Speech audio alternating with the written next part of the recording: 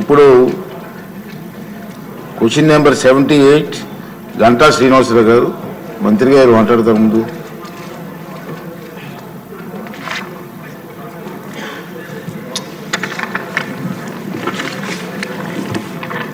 అధ్యక్ష, ఏ ప్రశ్నకి సమాధానం అవునండి, బి మరియు సి ప్రశ్నలకు సమాధానం వివరాలను సభా సమక్షంలో ఉంచడమైనది. అధ్యక్ష. గంటా శ్రీనివాసరావు గారు. అధ్యక్ష ధన్యవాదాలు. ఈ సింహాచలం పంచగ్రామాలకు సంబంధించిన ఇష్యూ అధ్యక్ష, ఇదే అసెంబ్లీలో చాలాసార్లు మాట్లాడటం జరిగింది. మీకు కూడా విషయం మీద పూర్తి అవగాహన ఉంది. కంబైన్డ్ స్టేట్లో కూడా చాలాసార్లు అసెంబ్లీలో ఈ విషయం మీద మాట్లాడడం జరిగింది. ఇప్పుడు ఒక అపారమైన అనుభవం ఉన్న పెద్ద ఆయన మంత్రిగా ఉన్నారు. దీనికి సంబంధించి మొన్నే ఒక మీటింగ్ కూడా కన్సర్న్ ఎమ్మెల్యేస్తో మీటింగ్ పెట్టి దాని మీద కొంత ఇనిషియేషన్ కూడా తీసుకోవడం జరిగింది.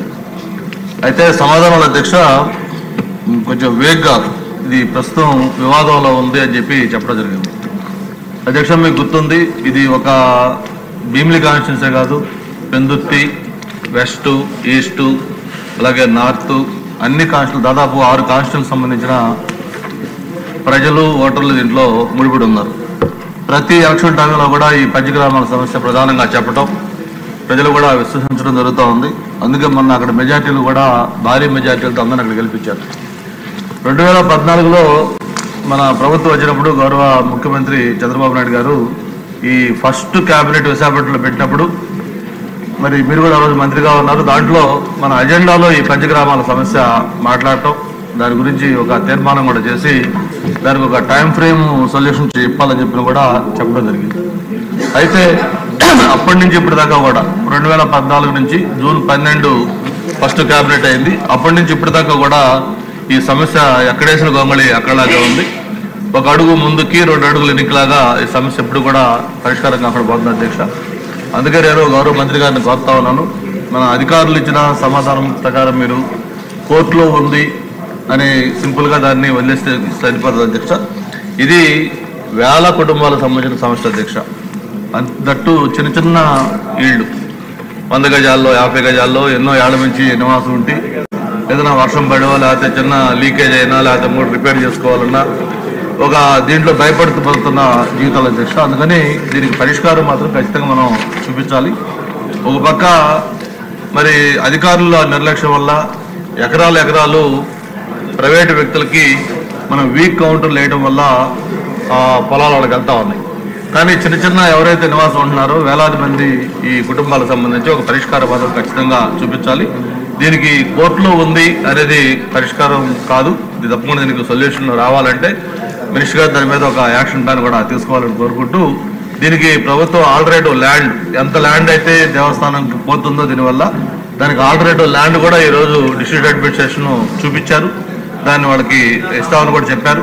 దీన్ని వెంటనే మినిస్టర్ గారు రిజిస్ట్రేషన్ తీసుకోవాలని కోరుకుంటూ, మీకు గుర్తుంది గతంలో చంద్రబాబు నాయుడు గారు ముఖ్యమంత్రిగా ఉండగా విశాఖపట్నంలో ఎవరైతే ఈ ప్రభుత్వ స్థలాల్లో నివాసం ఏర్పరచుకున్నారో ఎన్క్రోచ్మెంట్స్ కానీ ఇంకోటి కావచ్చు, అవన్నీ కూడా మనం రెగ్యులరైజ్ చేసాం. అవి ఎండోమెంట్స్ అయినా రెవెన్యూ అయినా లేకపోతే ఇంకోటైనా కూడా దాదాపు 1,00,000 మంది కుటుంబాలకి మనం ఆ రోజు పట్టాలు పంపిణీ చేసాం. మరి అటువంటిది ఈరోజు సింహాచలం దేవస్థానం పరిధిలో ఒక అధికారి తప్పు వల్ల ఆ పట్టాల వివాదం అయితే దాన్ని ఇన్ని రోజులు పరిష్కారం చేయకుండా పెండింగ్ పెట్టడం కరెక్ట్ కాదు. కాబట్టి మంత్రి గారిని నేను ఒకటే కోరుతా ఉన్నాను, జనరల్గా కోర్టులో ఉంది కాబట్టి త్వరలో పరిష్కారం చేస్తే ఇట్లా వేగ్గా కాకుండా ఒక specific time bound action program దీని మీద మీరు మొన్న ఒక మీటింగ్ పెట్టారు. మళ్ళీ అలాంటి మీటింగ్ పెట్టి ఎండోమెంట్ అధికారులు పిలవండి. గౌరవ ముఖ్యమంత్రి గారు కూడా చాలా ఇంట్రెస్ట్గా ఉన్నారు దీని మీద.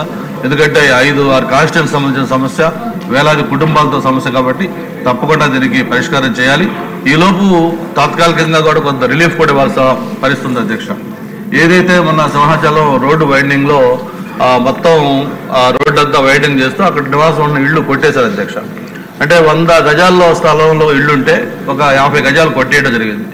పోతే ఇక 50 గజాల్లో ఆ స్థలం ఉంటే దాన్ని ఇళ్ళుంటే దాన్ని ఏం చేయాలో వాళ్ళకి అర్థం కావట్లేదు. కాబట్టి దాన్ని వెనక్కి జరిపి వాడు కట్టుకోవాలంటే మళ్ళీ అధికారులు వచ్చి అటు జిఎంసీ కావచ్చు ఎండోమెంట్స్ కావచ్చు దాన్ని ఒప్పుకోవట్లేదు. కాబట్టి దానికి తాత్కాలికంగా మీరు దీనికి పర్మనెంట్ సొల్యూషన్ ఇచ్చే లోపు ఎవరైతే అక్కడ నివాసాలు ఈ రోడ్డు వైడింగ్ వల్ల డిస్టర్బ్ అయ్యాయో వాళ్ళు కట్టుకోవాలంటే దానికి అధికారుల నుంచి అభ్యంతరాలు లేకుండా ఒప్పుకోవాలి. గౌరవ ముఖ్యమంత్రి గారు విశాఖపట్నం వచ్చినప్పుడు అందరూ ఎమ్మెల్యేలందరూ కూడా చెప్పాం. దాన్ని చెప్తే ఆయన ఆ రోజు జిల్లా కలెక్టర్ గారికి అధికారులకు ఆదేశాలు ఇచ్చారు. ఎవరైతే రిపేర్లు అయ్యి చేసుకోవాలనుకుంటున్నారో వాళ్ళని అనుమతించమని చెప్పని. బట్ ఆచరణలో కొంచెం ఇబ్బందులు వస్తున్నాయి కాబట్టి కన్సర్న్ మినిస్టర్ గారు దానికి ఆదేశాలు ఇవ్వాల్సిందిగా కోరుతున్నారు అధ్యక్ష. రామకృష్ణ బాబు గారు.